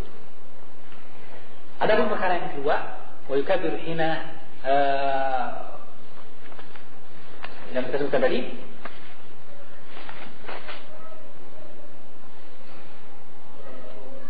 ya, idza qama min rak'atain kabbara wa rafa'a yadayhi kama kabbara inda iftitah shalah. Jika beliau berdiri dari 2 rakaat atau telah berdiri 2 rakaat, beliau bertakbir dan mengangkat kedua tangannya. Ini sorry, penyebutan mengangkat kedua tangan dalam bentuk waw yang menunjukkan adanya kesamaan, ya, perbuatan. Jika beliau berdiri pada rakaat yang kedua, beliau bertakbir dan mengangkat kedua tangannya, kama kabbara inda iftitah shalah. Sebagaimana beliau mengangkat tangannya, sebagaimana beliau bertakbir ketika iftitah as-shalah. Nah, Al-Hafidz Ibnu Hajar Al-Asqalani menyebutkan perkara ini dalam bab sunnatul julus fi tasyahhud, bab sunnahnya duduk ketika tasyahhud. Ya, maka beliau jelaskan, "Idza jalasa fi rak'atain," hadis Abu Humaid tadi, As-Sa'idi, adalah Rasulullah jika duduk pada 2 rakaat, kata beliau, "Ai al-ulayani liyatashahhad," yaitu 2 rakaat yang pertama untuk duduk tasyahhud. Dan penjelasan kemudian dalam riwayat Sulaik tentang sifat duduknya, itu duduk iftirash. Thumma jalasa faftarasha rijlahu al-yusra wa aqbala bi sadri al-yumna ala qiblatihi wa wada'a kaffahu al-yumna ala rukbatihi al-yumna wa kaffahu al-yusra ala rukbatihi al-yusra wa ashara bi isba'ihi. Dan beliau disebutkan duduknya, duduk tasyahud awal itu. Itu beliau duduk, beliau hamparkan kaki kirinya dan beliau menghadapkan bahagian dada dari kaki kanannya ke arah kiblat. Ya, bagian sadar kaki kanannya ke arah kiblat dan meletakkan tangan kanannya di atas paha, di atas lutut kanannya dan telapak kirinya di atas lutut kirinya dan berisyarat dengan jarinya.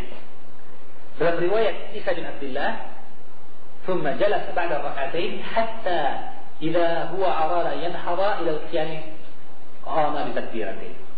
Dalam riwayat Isa bin Abdullah juga masih dari hadis Abu Humaid disebutkan, kemudian Rasulullah duduk setelah 2 rakaat. Duduk apa tadi ini? Tasyahud awal, al-iftirash.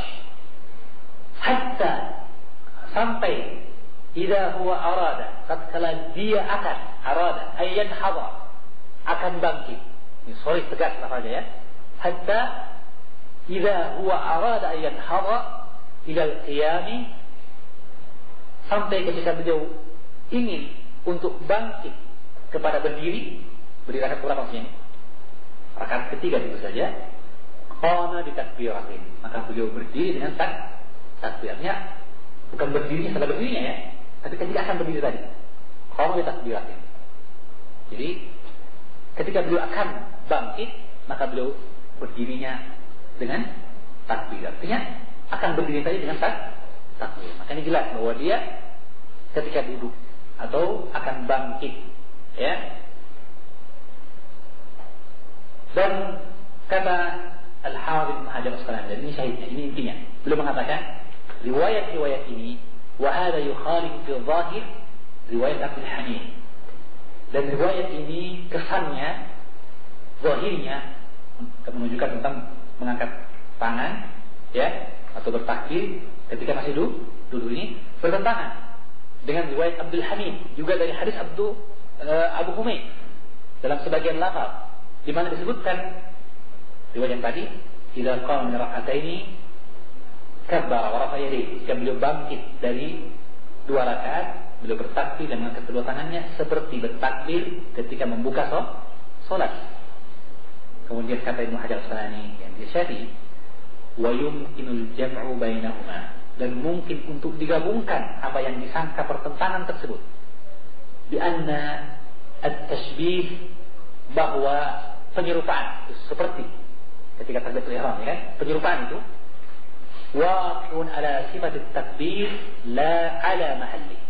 Mungkin digabungkan riwayat tersebut, yang ini satu hadis, tapi murid-murid dari perawi ini meriwayatkan dengan lafaz yang berbeda, yang kesannya seperti bertabrakan. Satu menunjukkan dengan terang bahwa takbirnya ketika masih duduk, ketika akan mau berdiri, ya. Sementara riwayat yang tadi kesannya apa? Setelah berdiri, seperti bertakbir ketika membuka sholat.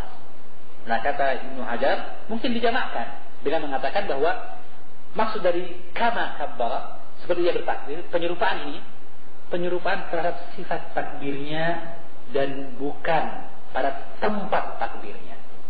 La ala mahalli. Wa yakunu ma'na qawlihi idza qama, dan kalau begitu maksud dari sabda Nabi idza qama, jika berdiri, ai arada al-qiyamah, jika beliau ingin berdiri, atau syara'a fihi, atau bergerak untuk berdiri.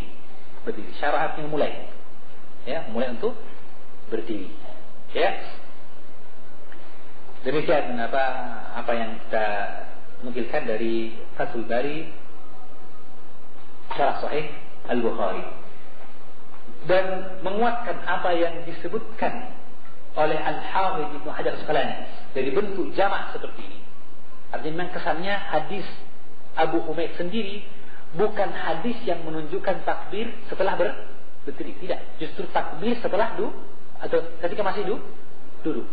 Menguatkan pendapat yang dipilih, yang dijamakkan oleh Al-Hafidz Ibnu Hajar ini, apa yang disebutkan oleh Imam An-Nasai rahimahullah ta'ala dalam Sunan Al-Kubra, ketika ia menyebutkan dengan sanadnya, beliau berkata akhbarana Ya'qub bin Ibrahim ad-Dawraqi wa Muhammad bin Bashar wa lafdhu lahu haddatsana Yahya bin Sa'id qala haddatsani Abdul Hamid bin Ja'far, riwayat Abdul Hamid bin Ja'far yang tadi.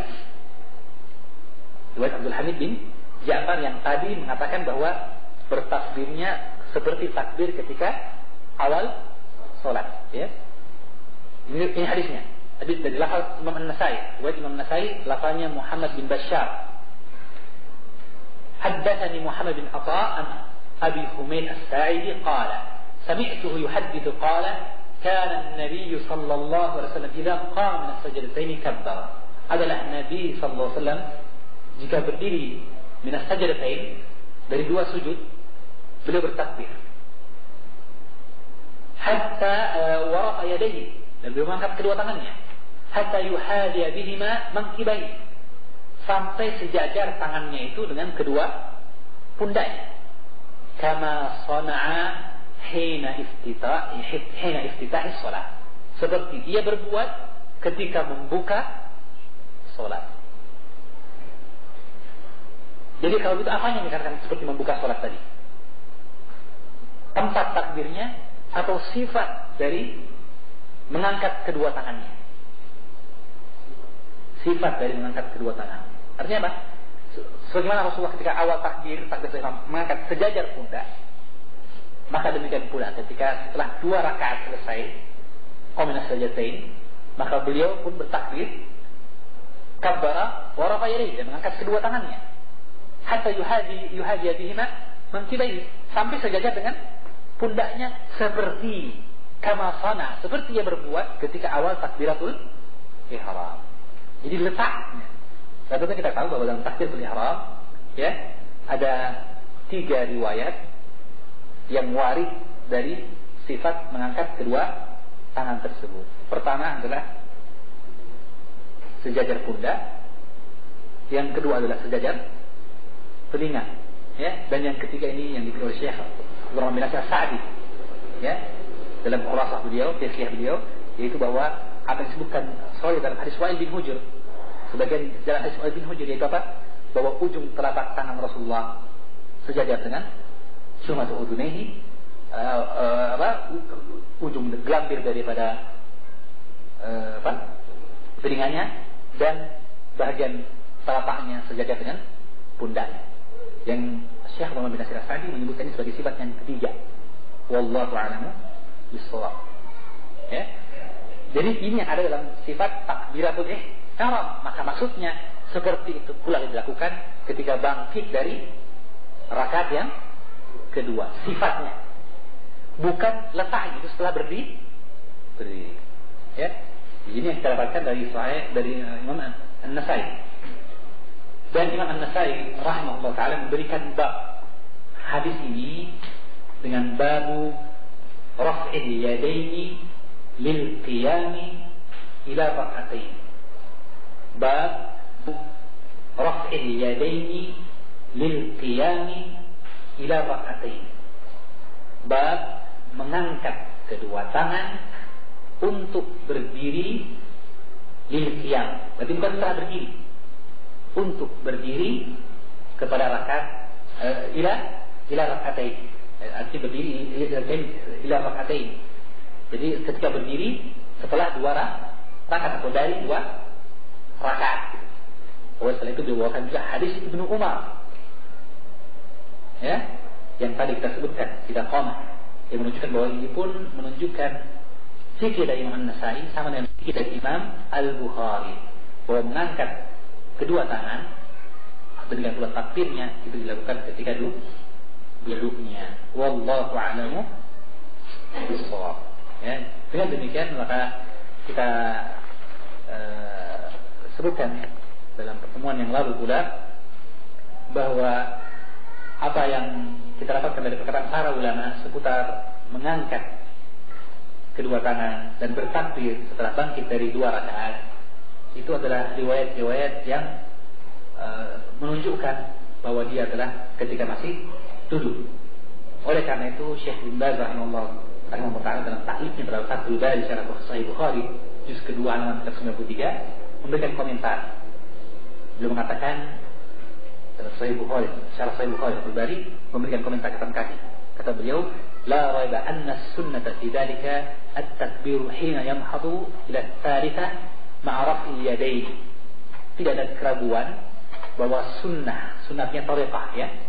Sunnah thariqah Rasulullah dalam fidzalika dalam perkara tersebut, perkara bangkit dari dua rakaat adalah takbir ketika bangkit ke rakaat yang ketiga disertai dengan mengangkat kedua tangannya.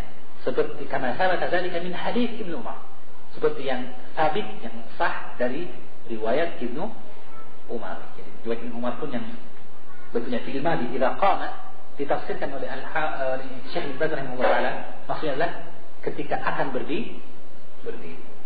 Bukan bahwa setelah berdiri baru takbir, ya. Wallahu a'lamu bissawab. Juga akan telah tadi telah kita bahas pada pertemuan yang lalu, ya. Ala kulli hal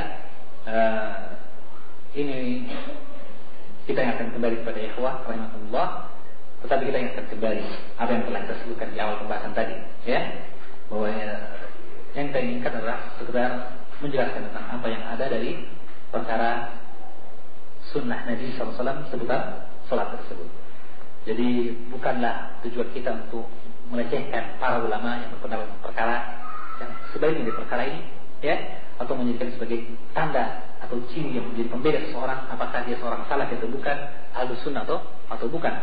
Atau kalau dia tinggalkan perkara itu berarti dia telah keluar dari ahlus sunnah. Tidak, tentu saja juga kita hendaknya ketika menerapkan apa yang disampaikan ini berusaha untuk melihat apa yang warid dari perkataan para ulama dan apa yang mungkin ditimbulkan dari fitnah dan kerusakan. Tentu saja jika terjadi pertentangan antara dua kerusakan, maka kita memilih kerusakan yang paling ringan. Kalau kita kerjakan terjadi perpecahan atau terjadi kemudian keributan, ya, artinya kita diusir dari kampung gara-gara bawa cara sholat baru katanya, ya kan? Maka dalam perkara seperti ini tentunya kerusakan jauh besar dibanding kerusakan yang mungkin terjadi kalau kita meninggalkan perkara tersebut. Apalagi jika ternyata dia bukan kerusakan juga meninggalkannya karena perkaranya sunnah mustahab hukumnya, boleh ditinggalkan. Kadang mengangkat kedua tangannya. Adapun takbirnya tidak. Yang wajib disesuaikan takbir. Dan adapun takbir ketika duduk, kita dapatkan bahwa kebanyakan kaum muslimin berbuat seperti itu ya. Mungkin Imam Mas'ud pun begitu. Nanti setelah tasyahud dia takbir Allahu Akbar. Ya, bukan setelah berdirinya. Ya, meskipun sekarang angkat tangannya nanti setelah berdiri. Kalau begitu tidak ada masalah untuk takbirnya kan? Maka kita bertakbir ketika bangkit dan tidak perlu mengangkat.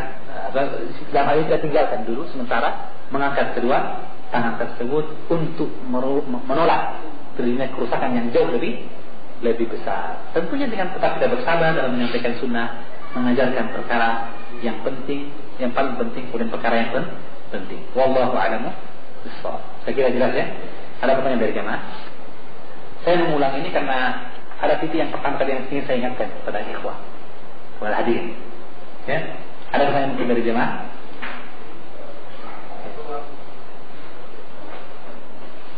Awal.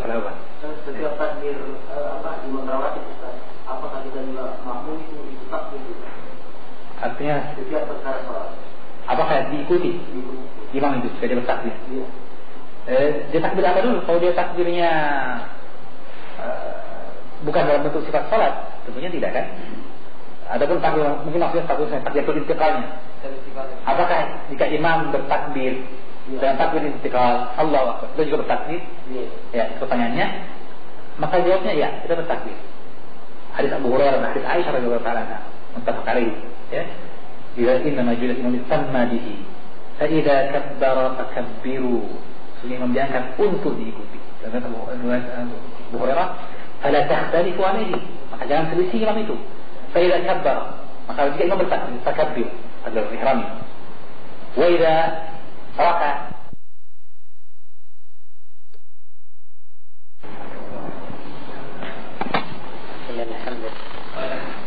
maka takbirnya imam kita ikuti, jadi bertakbir dalam takbir.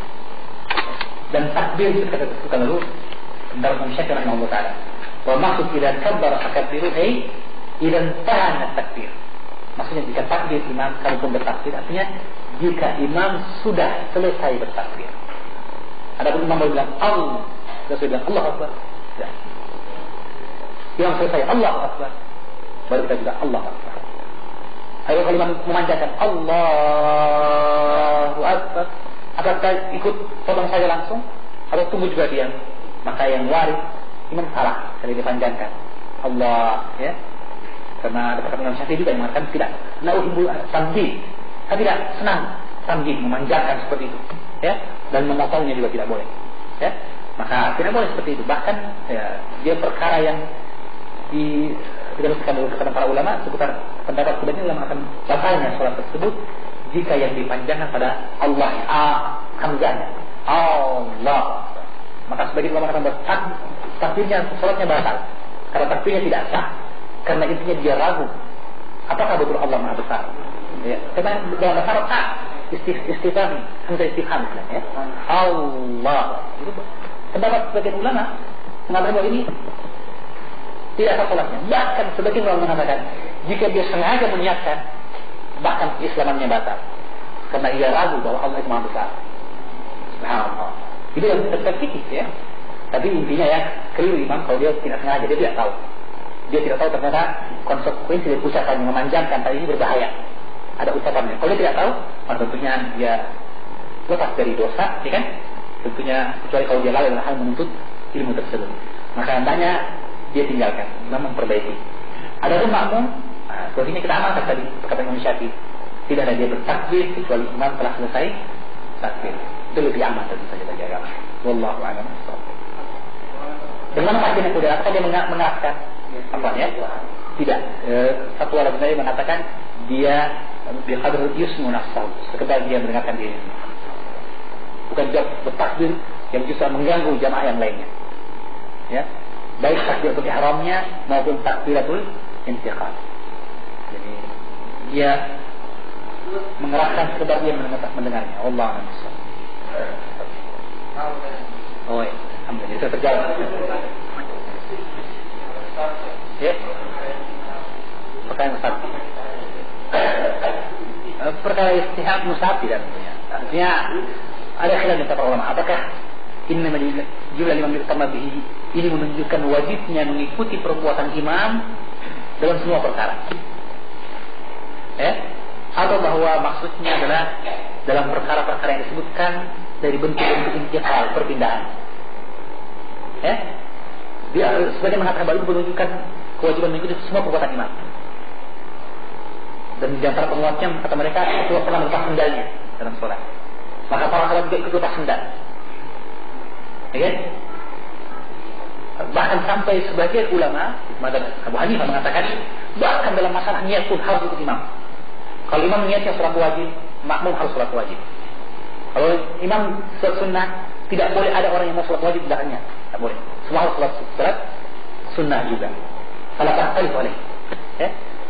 Namun jumhur mengatakan bahwa yang dimaksud dengan salah tahtalif alaihi ikhtilaf yang mengeluarkan dia dari bentuk musabatul imam dalam bentuk intiqalnya, dalam bentuk perpindahannya. Ketika imam ruku, kita masih khusyuk dengan bacaan kita. Itu clear. Selesaikan al-fatihah yang wajib. Tetapi setelah itu, jika kita juga baca surat tambahan, karena mungkin imam tidak terdengar suaranya, kita baca surat tambah juga, itu sunnah, mustahab. Jika imam sudah ruku, tinggalkan itu, putuskan bacaan dan ruku. Itu tidak boleh. Lebih tidak boleh lagi mendahului imam.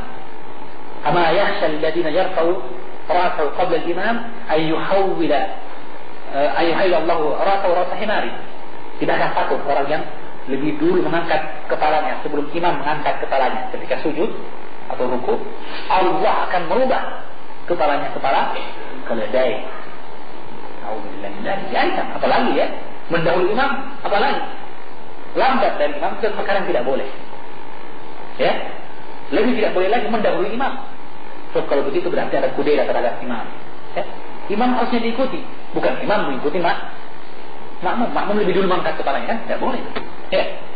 Maka kalau dalam hadis ini saya sebutkan tadi bahwa yang disebutkan dalam hadis ini adalah hadis penyebutan, tidak semua disebutkan. Karena itu disebutkan salah tahtalif alaihi, yang disebutkan hanyalah perkara-perkara yang masalah intiqal. Jika dia takbir dahulu mulai kereta bersama. Jika dia ruku. Jika dia bangkit, tidak bangkit. Jika dia sujud. Jika dia salat duduk. Salat berdiri. Dalam setiap perkara harus diikuti imam. Kalau terkadang ada perkara-perkara yang kita merojihkan atau perkara yang lebih kuat, ternyata imam tidak melakukan perkara tersebut, maka kita lakukan apa yang kita lihat dari sholat yang rojih tersebut, yang kuat tersebut. Wallahu a'lamu bishawab. Maka tidak perlu ada musyawabah di sana, dalam hal ini, tetapi kita ikuti apa yang kita dapatkan dari keterangan yang lebih kuat dari penjelasan yang lebih dekat kepada dalil dan kebenaran. Wallahu a'lamu bishawab. Ada pula perkara tadi, ternyata tidak. Termasuk dalam masalah pendapat Abu Hanifah, tidak bolehnya perbedaan niat, dalam praktek salat Rasulullah SAW ternyata karena terjadi perbedaan niat. Mu'adz bin Jabal radhiyallahu ta'ala salat Isya bersama Nabi, salat wajib. Setelah itu dia pulang ke kampungnya menjadi imam bagi kaumnya salat sunnah. Sedangkan orang kampungnya salat Isya wajib. Menunjukkan perbedaan niat. Juga ketika Rasulullah salat Asar, selesai salat tiba-tiba datang seorang yang masbuk. Maka Rasul mengatakan, hal min rajulin yatashaddaq li hada. Adakah orang yang mau bersedekah untuk dia? Artinya apa? Orang yang sudah sholat ini, ada enggak yang mau temani dia sholat berjamaah? Tentunya orang ini sudah sholat jamaah bersama Rasulullah, sholat wajib. Tapi karena ada yang masbuk terlambat, dia bantu temani saudaranya itu untuk mendapatkan pahala berjamaah. Tapi itu untuk dia sendiri, hukumnya hanya sholat sunnah. Lalu yang lain, sholat subuh. Rasulullah SAW tidak akan sholat, maka beliau sholat menjadi imam. Selesai sholat, beliau melihat dua orang duduk di sudut masjid. Maka beliau manggilnya. Maka datanglah kedua orang itu dalam keadaan gemetar karena takut tangan-tangannya. Maka berkata Rasulullah, mana aku sholat ma'ana? Mengapa kalian tidak sholat bersama kami? Sholat berjamaah ini sholat subuh. Kata mereka, kami sudah sholat di rumah ya Rasulullah. Kata Rasulullah, jika kalian mendapatkan kaum sedang sholat, fasallu ma'ahum, sholatlah bersama mereka dan jadikan sholat sunnah. Itu begini selesai di rumah, nggak apa-apa, di masjid yang lain silakan. Jadi pas mungkin ada pengajian setelah subuh, atau datang ke masjid ini, masuk orang sholat subuh, ikut bersama mereka. Kenapa? mendapatkan pahala sunnah, dan kedua menghilangkan dari bentuk reba, tuduhan-tuduhan. Kenapa dia tidak sholat di masjid kita? Mungkin ada bombe, atau mungkin dia Islam jamaah, tidak mau sholat sama kita, sama imamnya dia mau sholat, ya? Maka ini kan menjadi sebab perpecahan. Kalau kita sholat bersama mereka, meskipun niatnya niat sholat sunnah, intinya terjadi perbedaan antara imam dengan makmum dalam hal niat. Jadi yang benar boleh berbeda, seperti tadi mungkin ya. Saya sholat sunnah ba'diyah maghrib, datang salah seorang ikhwah sholat maghrib di belakang saya, itu sah, boleh ya, dia mendapatkan pahala jamaah, saya mendapatkan sedekah, pahala sedekah pada saudara saya, alhamdulillah ya, dan itu sah. Wallahu a'lam bishawab. Saya kira demikian, mungkin cukup pembahasan kita, mudah-mudahan ada manfaatnya, dan semoga Allah SWT nanti menguatkan kita dengan Al-Quran dan Sunnah Nabi Sallallahu Alaihi Wasallam yang mengantar kita untuk berlomba-lomba dalam kebaikan dan saling mengajak kepada kebaikan. Subhanallah wa bihamdihi, la ilaha illa anta, astaghfiruka wa atubu ilaik. Wa sallallahu ala nabiyyina Muhammadin wa ala alihi wasallam.